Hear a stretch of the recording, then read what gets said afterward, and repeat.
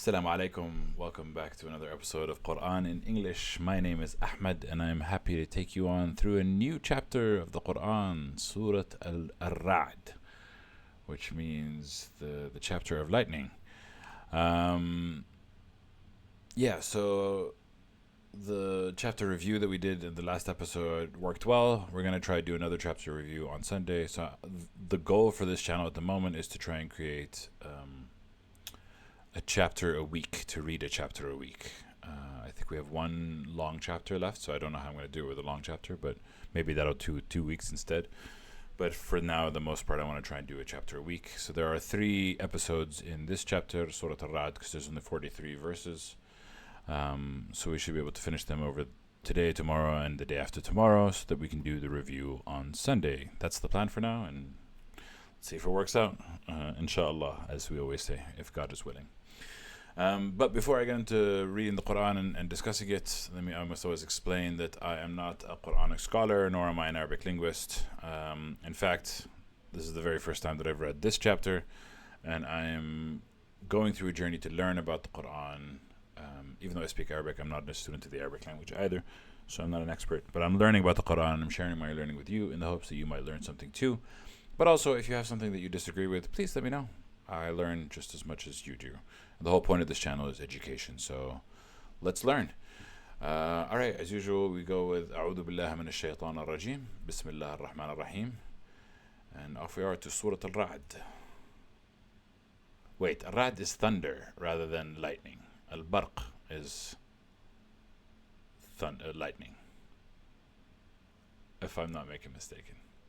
Anyway, we'll get to it when we get to it, because it is in this first section. Okay, Bismillah. ألف لام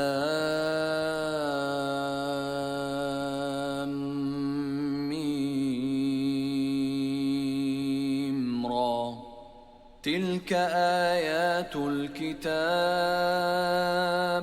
والذي أنزل إليك من ربك الحق ولكن أكثر الناس لا يؤمنون.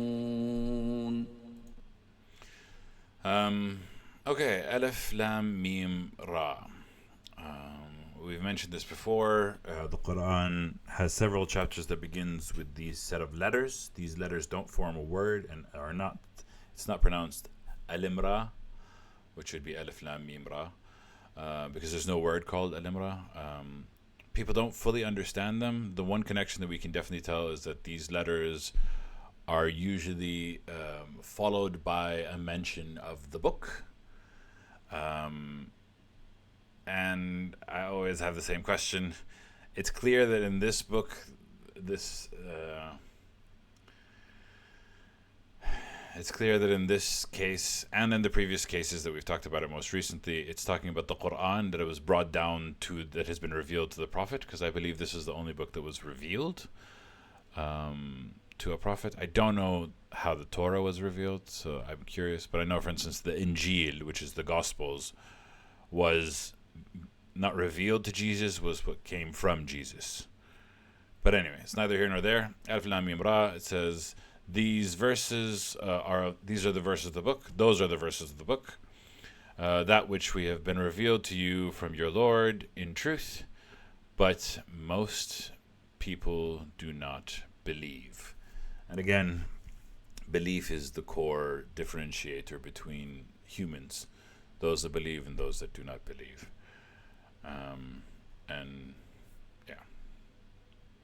Next verse.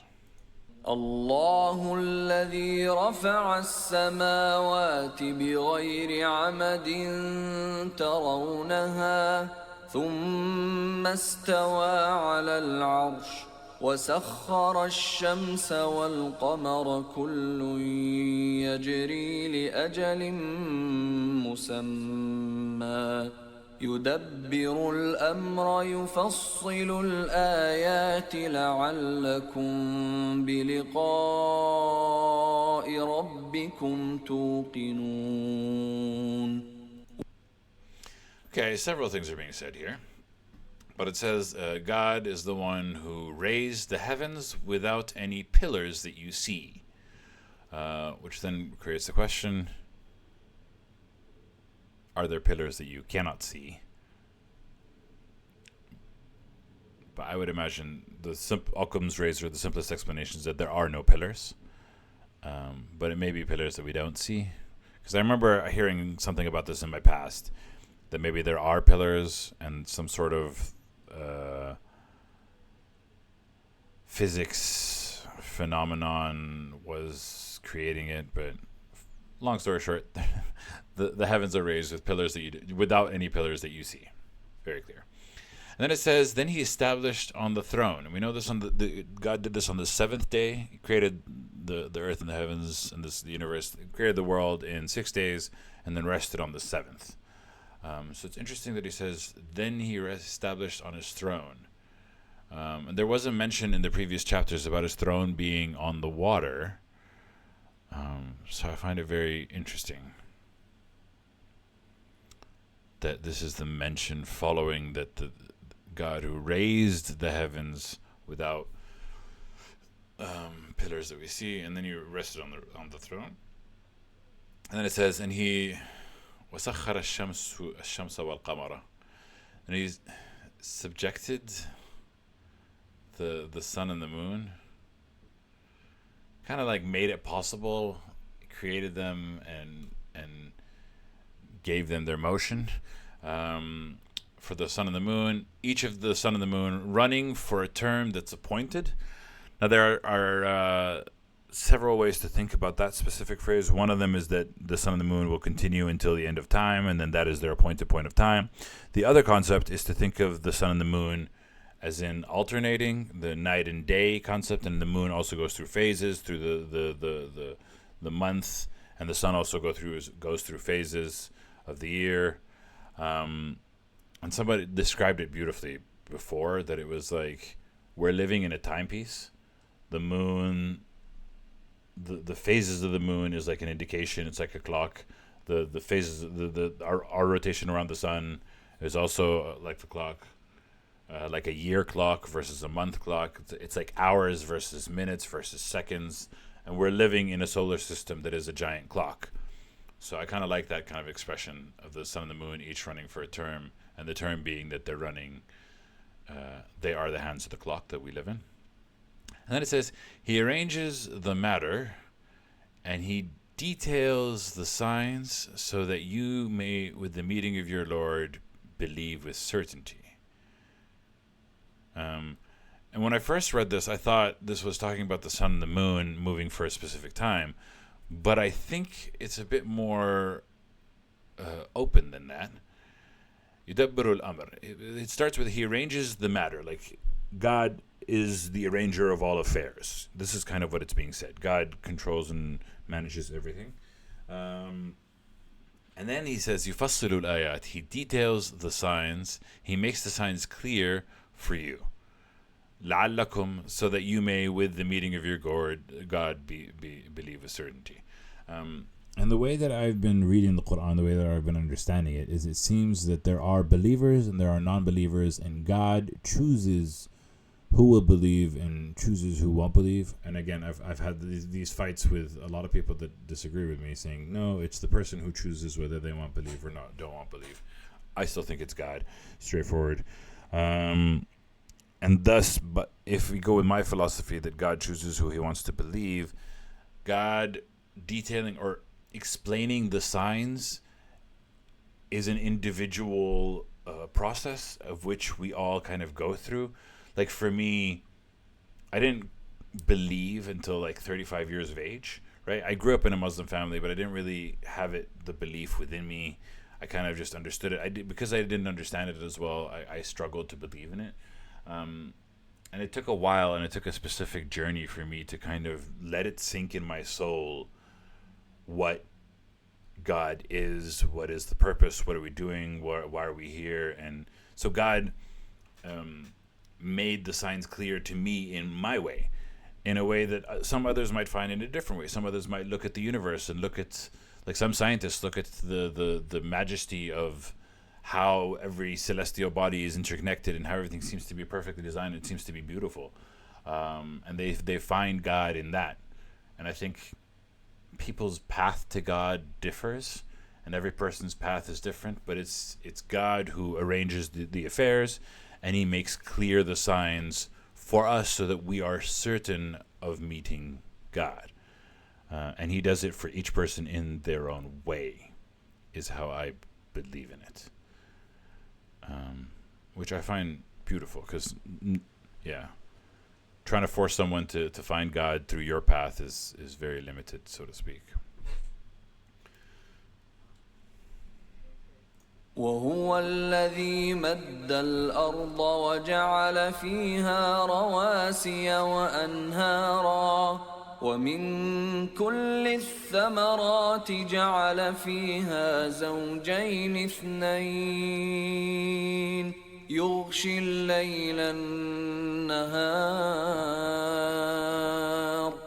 إن في ذلك لآيات لقوم يتفكرون. This is interesting. So it says, and he's the one who extended the earth and placed in it mountains and rivers, and the mountains being like that which anchors the earth, and rivers. And it says, and from all the fruits, he made in it 2 pairs, creating fruits of every kinds of pear. No, for every fruit there are 2 pairs, which I don't know what that means. And I find it very interesting, because the first thing I was thinking of is he talking about, for instance, is this an analogy for humans? Or animals, because in animals there are pairs, but it says here the fruits. How do fruits have pairs? I was trying to think of, maybe it has to do with plants having pairs and one pollinating another, having female plants versus male plants, but it says from every fruit a pair.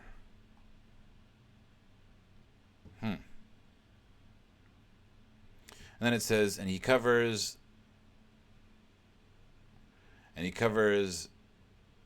night with the day. No, he covers the day with the night. That's correct. The night with the day. That's wrong.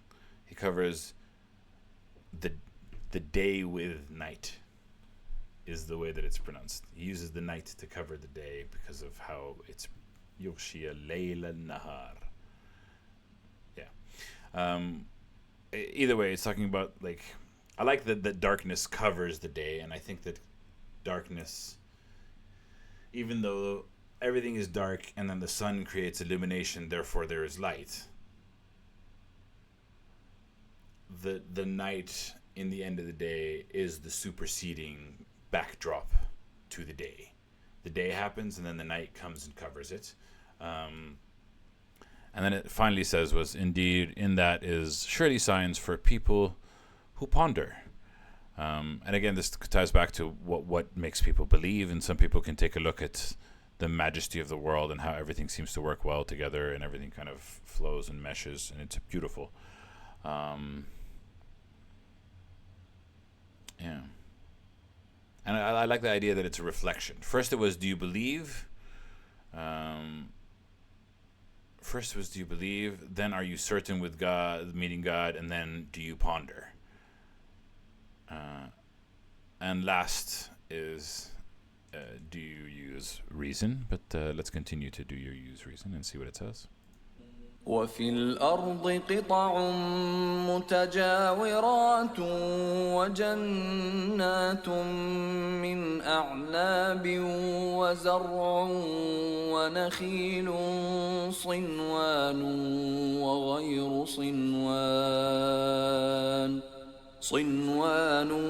وغير صنوان يسقى بماء واحد ونفضل بعضها على بعض في الأكل إن في ذلك لآيات لقوم يعقلون. And that's the end of the first section, which we're not going to stop here, but let me explain it. First it says, and in the earth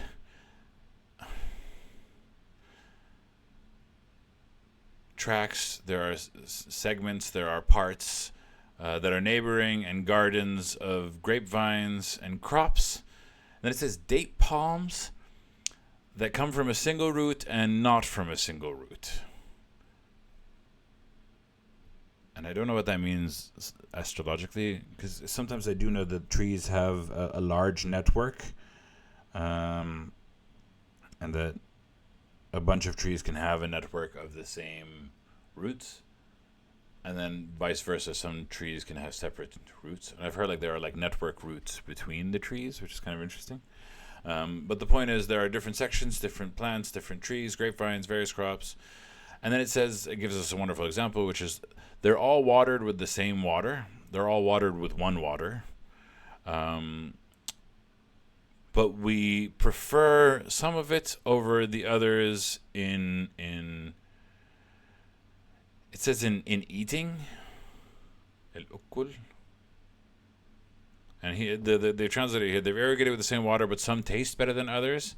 And here is like we cause to exceed some of it by the others in fruits. Some are better for you, some are better for certain things. Here it's kind of talking about how you have a variety of vegetation, of plants, of trees, and then some of the fruits are better than the others, even though they're all fed by the same water. The water comes, and then different trees produce different fruits, different experiences. Some are good for something, some are good for something else. And it creates a variety of life. And then it ends with, indeed in that, surely are signs for people who use reason. So the first 4 verses of this chapter, he starts with, most people do not believe. And on the opposite hand is, for those who are certain that they'll meet their Lord. So there are those who do not believe versus those who are certain to meet with their Lord. Then you have for those that ponder, and then for those that use reason. And for me, it's kind of like painting a wide net and a wide variety, and showing the duality of the world, and showing the diversification, the night and day. And it feels like God speaks to us in a variety of ways that appeals to us in a specific way. For those that ponder, for those that use reason, for those that believe and those that don't believe, and when do we believe and when do we not believe. And he's kind of talking about the majesty of the world that we are living in, the world that God created, which is just kind of setting the scene for what this chapter is about. But I don't know what this chapter is about. I just know what the first 18 verses are, because that's what I've read so far. But even then, I don't know it fully, but I will understand it more as I explain it. Anyway, so where are we going with all this? وَإِن تَعْجَبْ فَعَجَبٌ قَوْلُهُمْ أَإِذَا كُنَّا تُرَابًا أَإِنَّا لَفِي خَلْقٍ جَدِيدٍ أُولَئِكَ الَّذِينَ كَفَرُوا بِرَبِّهِمْ وَأُولَئِكَ الْأَغْلَالُ فِي أَعْنَاقِهِمْ وَأُولَئِكَ أَصْحَابُ النَّارِ هُمْ فِيهَا خَالِدُونَ. The Quran is beautifully poetic, by the way. And I'll try and explain a little bit of what that means. Anyway, it says, and if you are astonished, as in if you're surprised, and here it's the translation says to the prophet, but it can also mean to, whenever it says the prophet, I always feel like it can apply to any of us, because if we are astonished, and then let's continue, then be astonished with their saying that when we are dust, will we then be in a new creation? And essentially here the question is that the disbelievers always say, so after we die and we're turned to dust and we're in the ground, then you're saying that we're going to have another life after that? Like, and they say this in a mocking, rhetorical, like, really, you think there's going to be life after death, even though we've seen so many people die and none of them come back to life? You know what I mean? Which is funny, because there's some things that don't. Obviously, we just talked about the belief comes in a variety of format, but for me, looking at the majesty of the universe doesn't really give me belief. but believing that there will be life after death comes very naturally to me. And I don't know why. I didn't have it before, but I think I had to come face to face with death before I had this feeling, had this idea, and let this mature in my soul. It was only after the death of a really close loved one that I kind of, I don't know, it took a while for it to settle, but now it's like there's no doubt in my mind. That was one of the first things that came up. There was no doubt in my mind that there was something after death. And I had, of course, supernatural experiences post that death with that specific person. But I also feel like, yeah, there's a few things that I'm absolutely certain of, but like having more to whatever this experience is, because like this, one of my favorite movies is The Matrix, and The Matrix is, what if everything that you see and touch and feel isn't real? Like this is all a simulation, and that for me used to strike such a chord with me, because that makes a lot of sense. What we perceive isn't necessarily there, and everything seems kind of strange, and sometimes the universe works in mysterious ways. There's something magical about the existence that we're in. It feels a bit supernatural. Like, it's so hard to describe. But it's like, because of this supernatural world that we live in, for me, it's like, of course, there's going to be life after death. And there's going to be something after death, you know? There's going to be some sort of interaction, some sort of engagement, some sort of window, some sort of process. Because, like, when we go to sleep, we have dreams and we see things that aren't really there. So, like, for me, that's the most natural of things to think of. And the question here is at the beginning of the verse is that if you're astonished, then be astonished by those who say that when we're dust, is there going to be really a new creation? Yeah. I don't know why they feel like dum-dums. But here's where the poetry of the Quran comes in, because it says three things about them. It says, those are the ones who disbelieved in their Lord. Those are the ones with iron chains in their necks. And those are the ones who are the companions of fire. Now here, and in it they will abide forever. So if you're looking at a poetry perspective, if you're looking at a song perspective, 1, 2, 3, 2, 2. It kind of like, it has a rhythm. It has a 1, 2, 3, ba ba. Like, it just, there's something poetic about it. It's beautiful. The first thing it says, what they did that is wrong. They disbelieved in God. The second describes them metaphorically, that they have iron chains in their necks, because they don't have iron chains right now. They're freely moving. It is a metaphor. And the third describes something literal. They are the companions of fire, which it's ironic to think of hell as a literal thing, whereas chains in the neck to be not literal, because we can imagine chains in the neck. It's hard for us to imagine hellfire, because you're like, what is it? Is it just a place of fire? Like, we can't imagine something that we can't imagine that's in our world is the metaphor, and then the thing that is unimaginable is the reality, that they will burn in a fire, which is it's weird. But it's, again, the poetry of the Quran, the magic of it. And for those that, you know, don't believe in an afterlife, which is kind of interesting. ويستعجلونك بالسيئة قبل الحسنة وقد خلت من قبلهم المثلات وإن ربك لذو مغفرة للناس على ظلمهم وإن ربك لشديد العقاب. Again, a beautifully constructed verse, which is 3 parts. السلام عليكم ورحمة الله وبركاته يا شيخنا. Ahlan Mohab, welcome to the channel. Nice to have you. So here again, you see the poetry of the Quran in motion. You see 3 parts: statement, God's mercy, God's punishment. The statement is, and they hasten with you the evil before the good, and verily it has occurred from before them the similar punishments. So what is this statement saying? The way that I understood it is that the people who disbelieve, they keep telling the prophet, they keep telling the messengers, they keep telling them, hey, if something's bad going to happen to me, bring it. Bring the bad. Bring it now.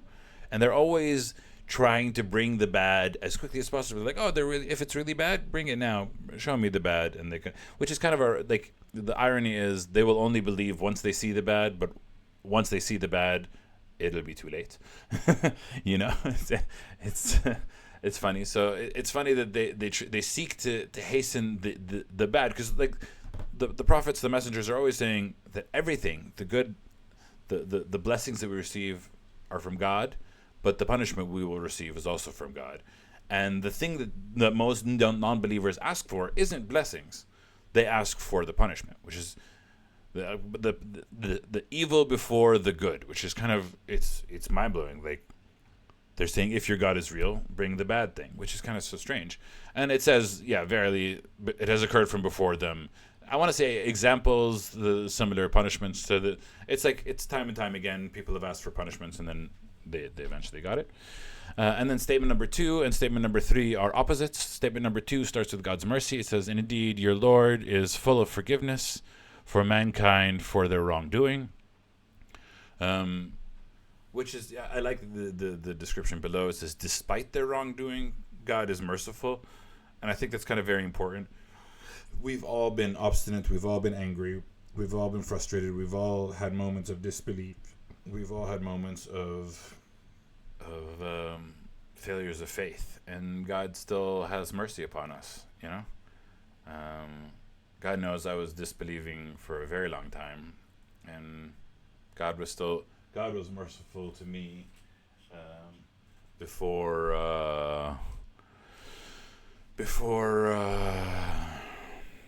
I was believing in Him, you know. And then the final statement is, "And indeed, your Lord is severe in punishment." I am receiving reading Quran. I am receiving messages, so I have to let people that I need to respond to them. Just so I can actually, it was Safa actually, so I just need to let her know. Yeah, so very interesting that the people that disbelieve ask to speed up the punishment, and the examples before them are plentiful. But also, like, I understand why they don't really take the examples before them, because me living in the 21st century, the last example of a punishment was at the time of the Prophet, and the punishment was delivered through the hands of people. So it's hard to see that as God's judgment, you know? And the time before that was not even at Jesus' time. There was no great punishment at Jesus' time. And there was no great punishment in Moses. No, Moses had the pharaohs. The pharaohs were the last, as far as I know, the last magical punishment. Whereas the seas drowned the pharaohs. So... yeah, it's been, 3,000 years, 3,500 years since Moses in his time. So I can kind of understand why people are like, oh, this punishment isn't coming. So would you call natural disasters punishments from God? I would say, and it's a very good question that you're asking, because this is the chapter of Ar-Ra'd. Ra'd means lightning, thunder. Al-Barq means lightning. And we are going to talk about that in this specific chapter. So actually, let me let the verses answer that question. Because God does mention it in the next couple of verses. Anyway, let's continue. ويقول الذين كفروا لولا أنزل عليه آية من ربه إنما أنت منذر ولكل قوم هاد. There was a comment that said, because all the punishments in the books were technically natural disasters. Not correct. We covered chapter 9 in the Quran, Surah At-Tawbah, where God asked the believers to deliver His punishment. You know, which is kind of very interesting. Anyway, back to the verses. It says, and those who disbelieved say, if it had only been sent to us, if it had only been sent to him, a sign from his Lord.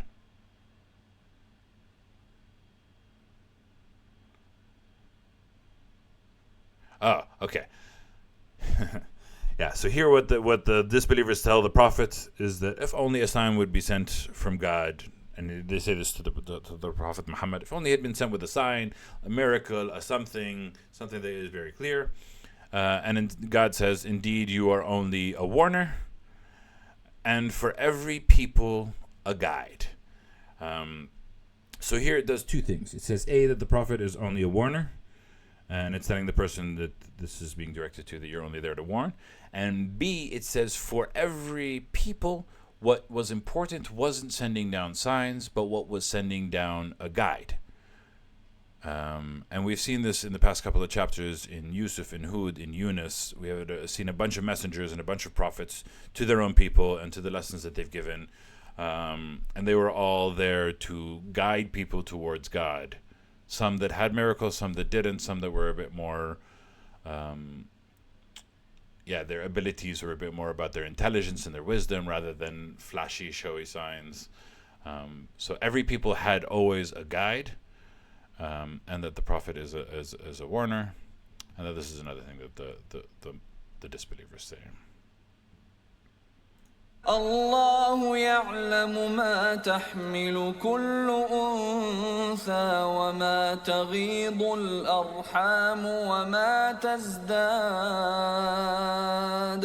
وكل شيء عنده بمقدار. Now this is something that's a bit interesting, because I didn't quite understand it. Someone's at the door. No worries. I don't know if you heard my answer about technical and natural disasters, but if not, I'll answer it completely at a later point. God knows what every female carries and what falls short in the wombs and what exceeds.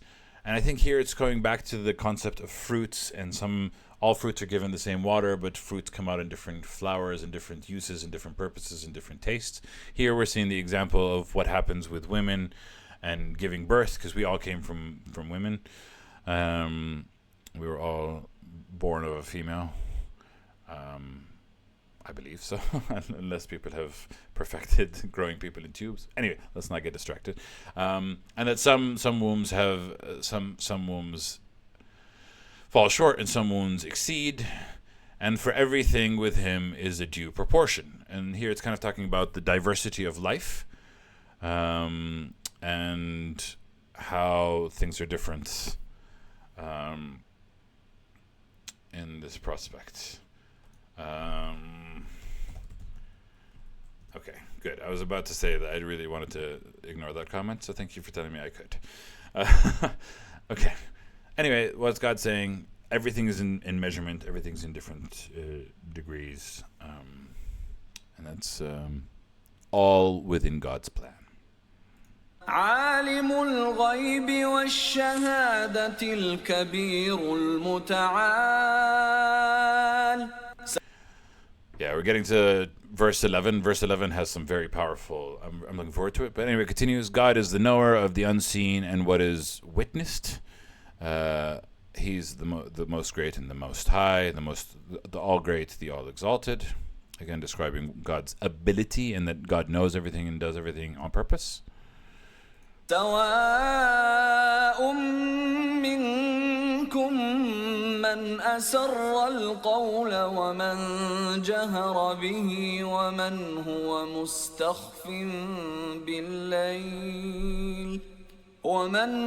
مستخف بالليل وسارب بالنهار. Yeah, and this is kind of important because it leads into the next chapter, the next verse, which is very, very significant, and I want to kind of talk about it. But it says, it's the same to him from you whoever conceals the speech and whoever publicizes it, and whoever, and the one who hides by night and goes freely by day. So he's saying, so whether you keep it secret or whether you keep it open, it's the same to God. The one who hides in darkness at night or goes about in broad daylight is the same to God. God sees all, and that's kind of talking about the encompassing and the value and the perspective. Because this next verse is very interesting, and I'll tell you what I've learned about it before, and I'll tell you what I think about it now. It's a bit complicated, but let's get into it. له معقبات من بين يديه ومن خلفه يحفظونه من أمر الله إن الله لا يغير ما بقوم حتى يغيروا ما بأنفسهم وإذا أراد الله بقوم سوءا فلا مرد له وما لهم من دونه من وال. Okay, all right. It jumps to talking about something that feels new, because it says, for him,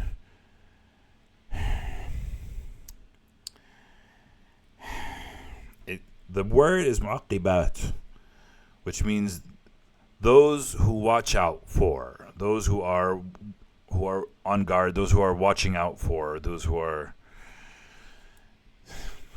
It says those are watching out from before him, from before his hands, from in front of him, and from behind him, and guard him by command of God. So this is a very interesting statement, because A, it's saying for him, not for them. The way that I've understood this in the past is that people have explained this to me saying that every human has an angel before them and an angel behind them, protecting them by God's will.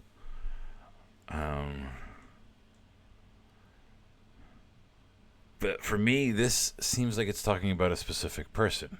And what's confusing is that it was talking in the previous chapters about describing God.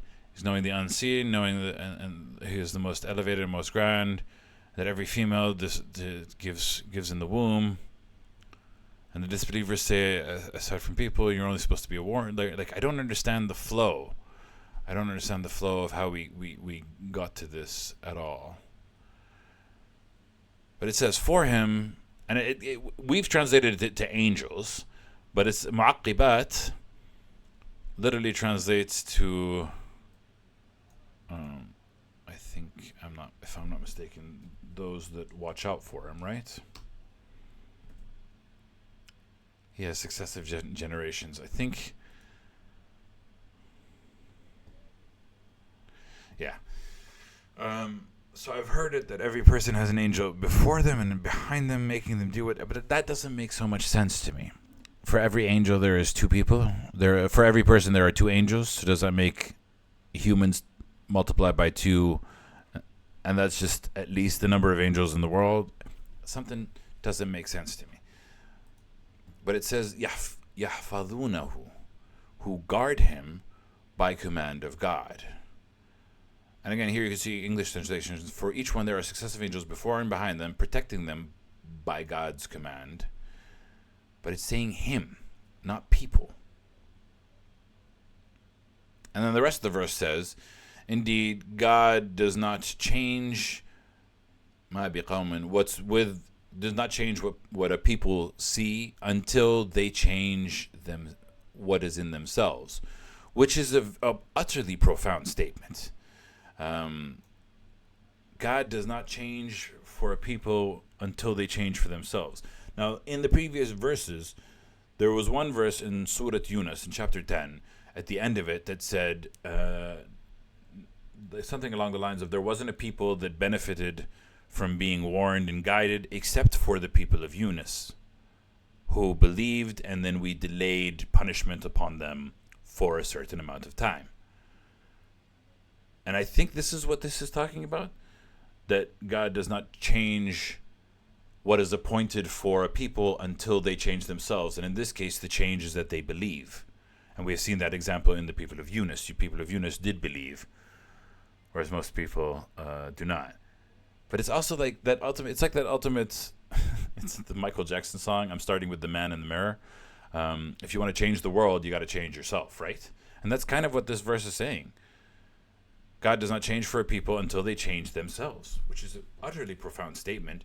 But that it follows that he must have an angel behind him and in front of him that protect him from God is very interesting. And then it ends with, and if God wills for a people misfortune, then there is nothing that is going to protect them from it, and they do not have from without God any sort of protector. There's no turning away from it. They cannot avert. Yeah, avert is a good word. They cannot avert the misfortune, and without God, they have no protector.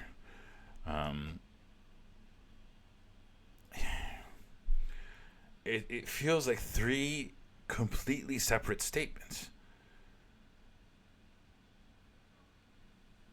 One that people believe that means that there's an angel before and behind everybody, but I don't think that's what that means, because it's talking about him. So it's talking about a specific person. Two is that God doesn't change a people until they change themselves, which is utterly profound, that the change has to come from within.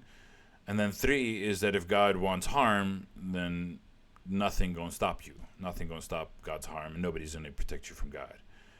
It's three of those statements can be separated and become their own lessons in beautiful glory. But it's kind of interesting that they are separated this way. Anyway. هو الذي يريكم البرق خوفا وطمعا وينشئ السحاب الثقال. And we're getting towards the purpose of this verse, of this chapter, sorry. And he's the one who shows you lightning. See, al-barq is different than al-ra'd. Barq is lightning, ra'd is thunder. He's the one that shows you lightning for two reasons. He shows you lightning as a fear and as a hope. And he brings up the clouds that are heavy. And this kind of ties back into the beginning of the verse where it said that the heavens have been raised without any pillars, which is kind of interesting.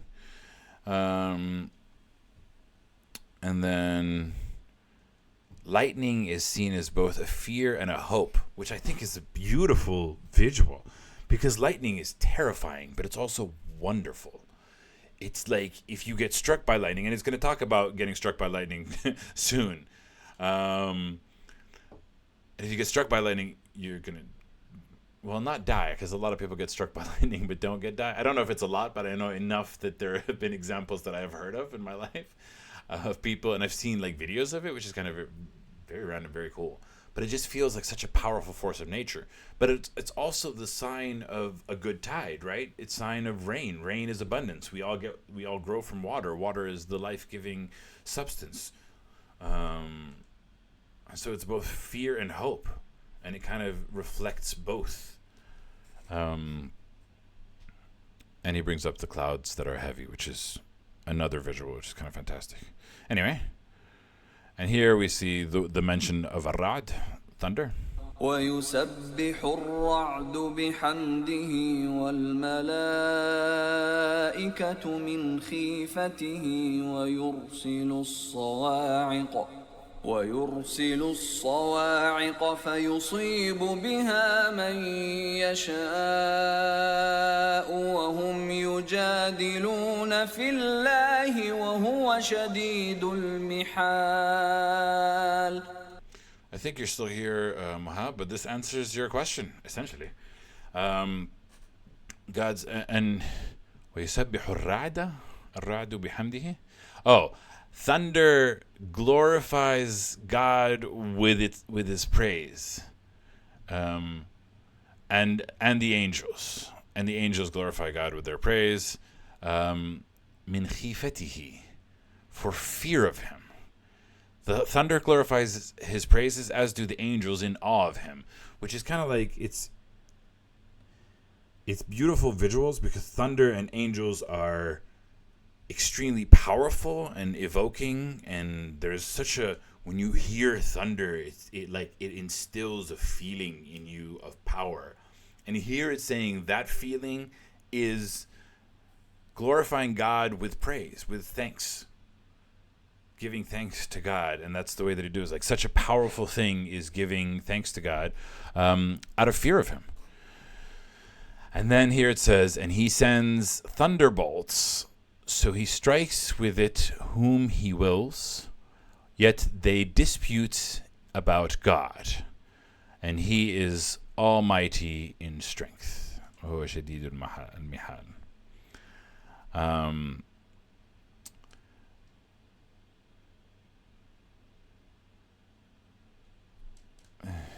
I don't know if I want to answer the question that you've posted, because I don't know if you're being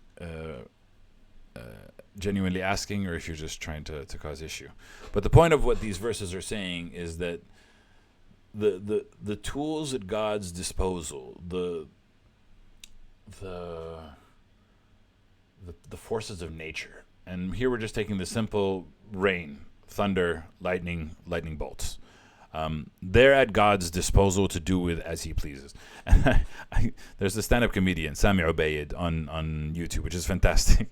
And he makes a comparison between one of the tornadoes and disasters and natural disasters that happen in the States. And he's like, oh, after that natural disaster came through that town, it looked like Israel had attacked the town, which is very funny because... I mean, it's not funny because obviously the terrible things are happening. But it's kind of like he was saying that it's a more cost-effective way of doing it because Israel spends billions and billions of dollars to do the damage that they do. And a lot of countries throw billions of dollars at Israel in order to be able to do that damage, whereas God does it for free.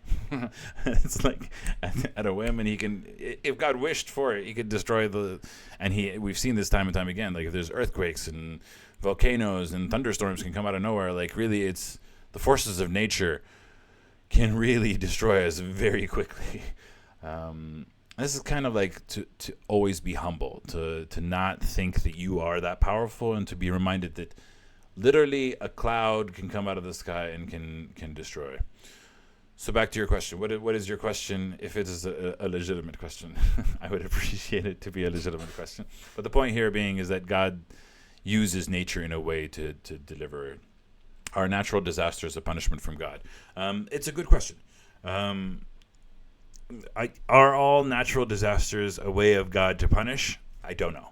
I don't know if that's how that works. I don't know if there needs to be some sort of natural order of things. I don't know if there's sort of compensation, if there's the more damage in a place there is, the more there are natural disasters. I don't have enough knowledge to say that natural disasters are God's punishment, or if it's a part of the world.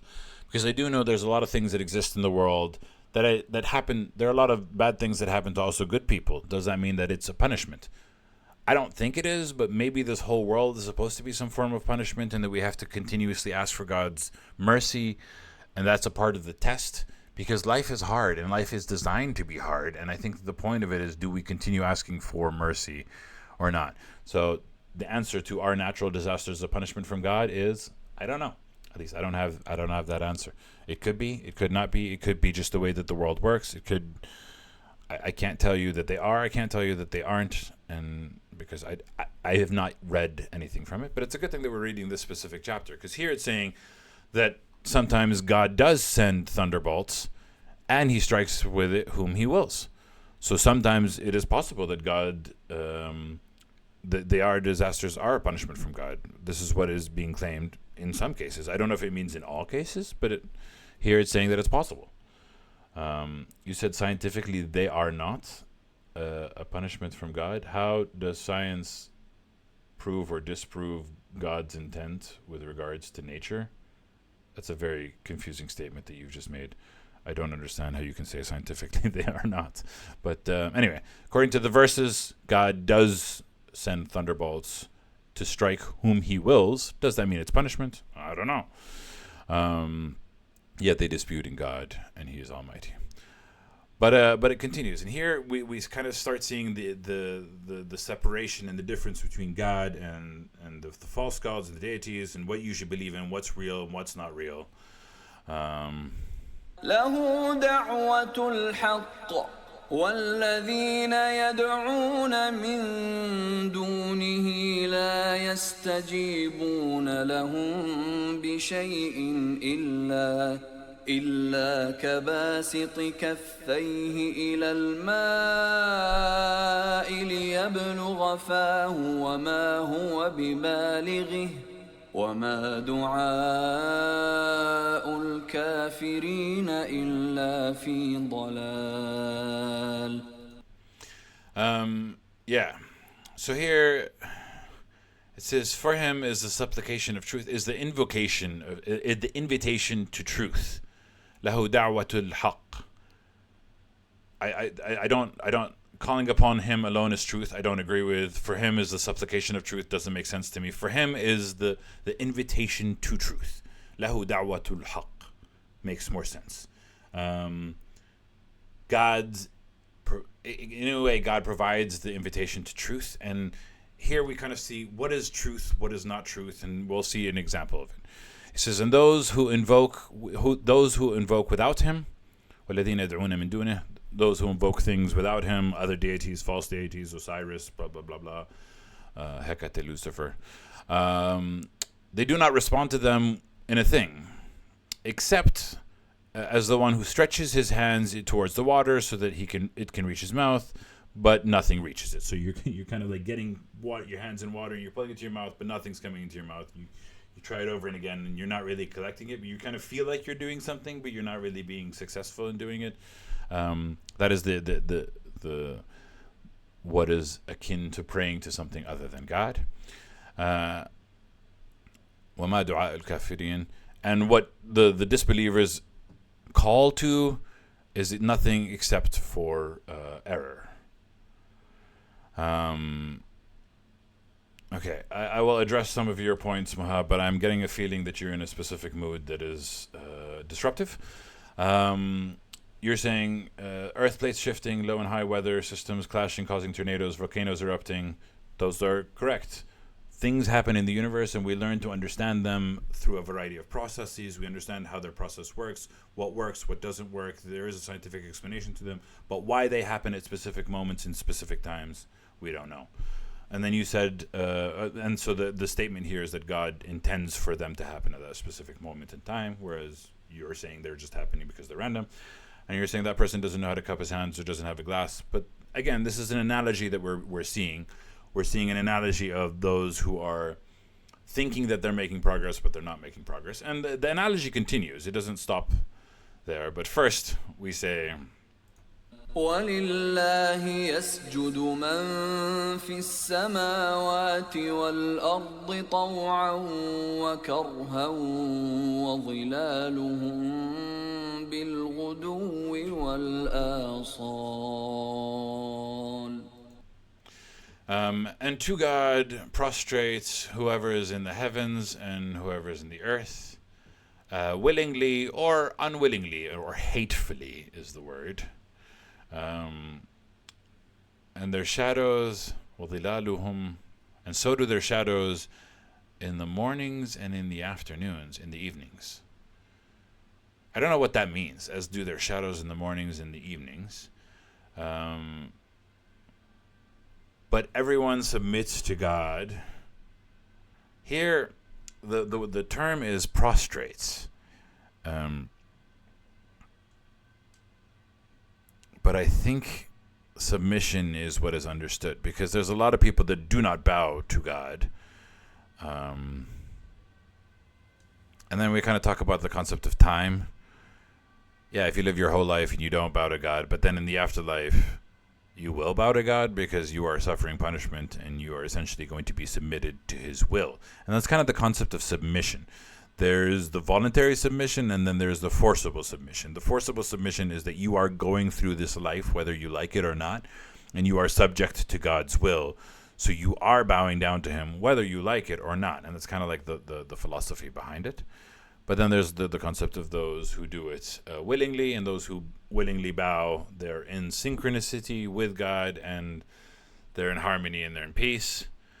And you can get through this through a variety of ways, through Buddhism, through mindfulness, there's a wonderful set of ways to accept what you're in. And then there are those who hatefully live their lives and reject and pout their lips and and make their lives miserable and make the lives of those around them miserable.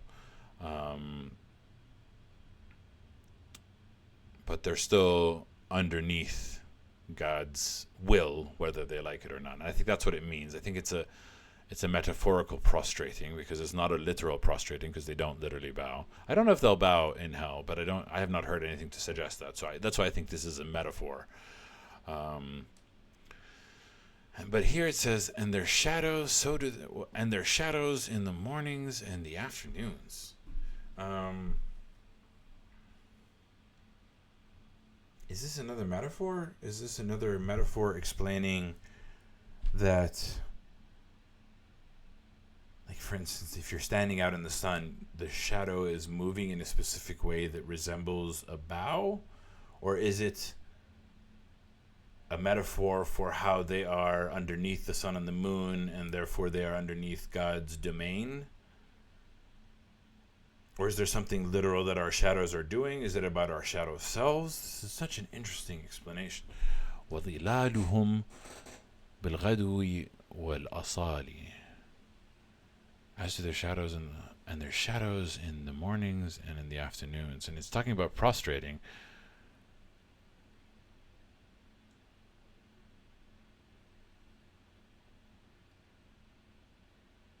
It's such an interesting explanation, because it talks about truth in the previous verse, and those who invoke and they're kind of cupping out there's something, and that what they hold on to is only error and confusion.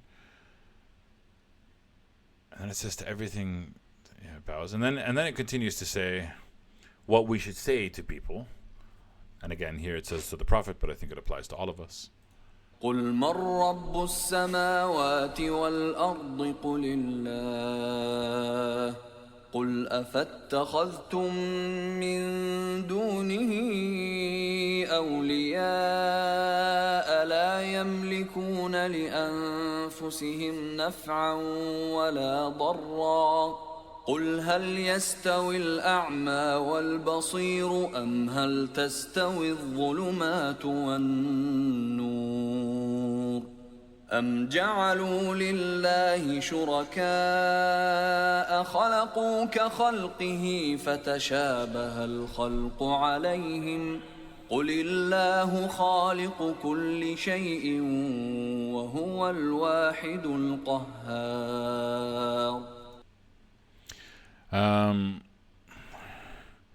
Say who.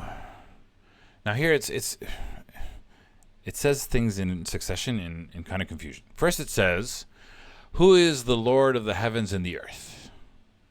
Then it says, say God.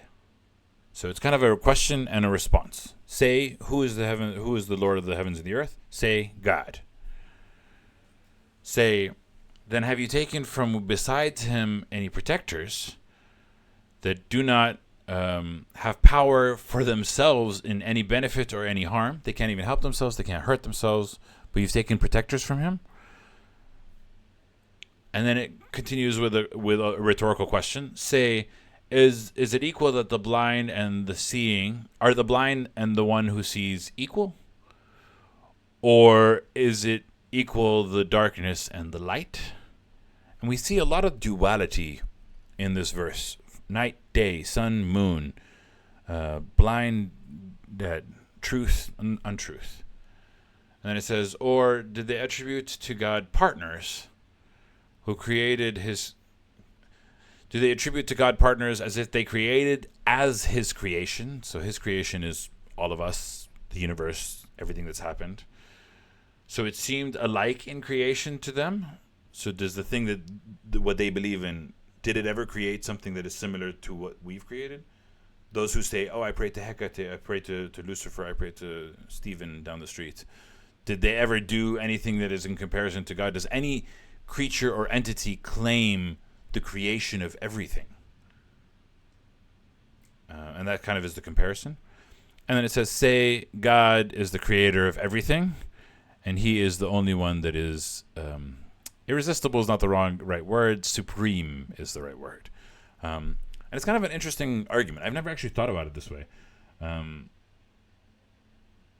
Yeah, I've heard, because I've spoken to witches a lot, and I don't judge anyone, so I hear their beliefs completely, and I've read a lot about it, and a lot of them seem quite firm in their belief of what they're praying to, and what they think that they're praying to, and what they think is good. But if you say, in comparison to the term God, where God's claim is that he created everything and everyone and the universe and the sky and the bolts, what are these things that you are following claiming? what have they created, and do they compare to what God has created, which is what we can interact and touch with and see. Very interesting. I like that comparison. This chapter is harder to follow than the previous chapter, because the previous chapter was very narrative. It was like a story, things were happening, it was easy to follow. This one's a bit more philosophical and a bit more arguments for and against God. And then he gives us another argument about real and not real, truth and falseness. أنزل من السماء ماء فسالت أودية بقدرها فاحتمل السيل زبدا رابيا ومما يوقدون عليه في النار ابتغاء حلية أو متاع زبد مثله كذلك يضرب الله الحق والباطل فأما الزبد فيذهب جفاء وأما ما ينفع الناس فيمكث في الأرض كذلك يضرب الله الأمثال. Okay, so here we see an example, and it's kind of tying into why we're seeing so much duality, so much differences, truth, not truth, heaven. Anyway, it says, and he sends down from the heavens, from the sky, water, so it flows in the valleys according to their measure, and it carries the torrent, and here's the word zabada, which here in this case is the foam that is rising. So the foam on top of the torrent, when there's a lot of water movement, water against water, it creates a lot of air bubbles and it creates foam. And then it gives example number 2. And from what they heat upon the fire in order to make ornaments or utensils, zabadun mithlahu, another foam. So it gives an example of like those who are creating ornaments. They're also creating that same frothing, but within metals that they're looking at. So it's the same word. Zabada, zabadun, mithlahu. So one is talking about the foam that is created on water. One is talking about the metal, the foam that is created. I don't exactly know how metal works, but it's kind of comparing the two together. And it says, thus sets forth God in truth and in falsehood. It's the same word, but in two different contexts. One is about the foam, the water. One is about the metal work. Then as for al-zabadu, again it repeats that word. As for the foam, then it passes away as scum. As for the foam that is on the water, it dissipates, it disappears. It's almost like it never was there. And as for what benefits mankind, then it remains in the earth. So this is kind of the concept of truth versus falsehood, belief versus believing in the wrong thing, something that sustains you and something that you can hold on to, and something that is temporary and imaginary. Those are the two comparisons, and it's interesting because it's using the Arabic language to say zabada, zabadu, which means the same word but in two different contexts. One is something that remains in the earth that helps people, and one that disappears as if it was nothing. And thus God sets forth the examples, using the same word in Arabic that means two different things, one that is temporary, one that is permanent, and showing you the comparison between the two. Yeah, beautiful. للذين استجابوا لربهم الحسنى والذين لم يستجيبوا له لو أن لهم ما في الأرض جميعا ومثله معه لافتدوا به أولئك لهم سوء الحساب ومأواهم جهنم وبئس المهاد. And for those who responded to their God is bliss, is the good get the finest reward. And those that do not respond to him, if for those that don't respond, if they had for them whatever is in the earth altogether, and then something like it as well, then they would offer it as a ransom. So those that don't believe in God, they could take all the goodness in the world, and that times two, essentially, and try to offer it as ransom. But unfortunately, those, for them, is a terrible reckoning, and their abode is hell, and what a terrible resting place to be. Again, the comparison between belief, non-belief, something real, something not real. This is kind of the comparison that we're making. Oh, and that's the last verse for today. Okay. That was interesting. Cool. Yeah. Thank you for joining me. As usual, we always end with Sadaqallahu al-Aliyyul Azim. Even though this is more difficult to follow, I still enjoy it. So this falls within the first set of verses which talked about, believing, not believing, pondering versus thinking. This for me is more about pondering, but it also has thinking within it, because it gave me a wonderful argument. I never thought about using this argument against any of the people that worship deities that aren't God, and to tell them, what have they done? What have they created? How are they real? How are they interacting with the world? Because I'm real, you're real, we came from God. I know it's hard to prove that, but at least the claim is something that you can interact with, right? Whereas what is the claim of those deities that you worship? I've spoke to some people and I'm like, so why do you worship them? They're like, yeah, so what do they ask of you? And they're like, yeah, they asked me to be my best self. And I'm like, huh? Okay, what do they do for you? I think I should ask next time. But either way, it doesn't compare to what God has created, or what God claims to have created. You know what I mean? Very beautiful. Pondering, thinking. Yeah. I appreciate you for joining me for another trip, and see you guys tomorrow. Ma salame. Bye-bye.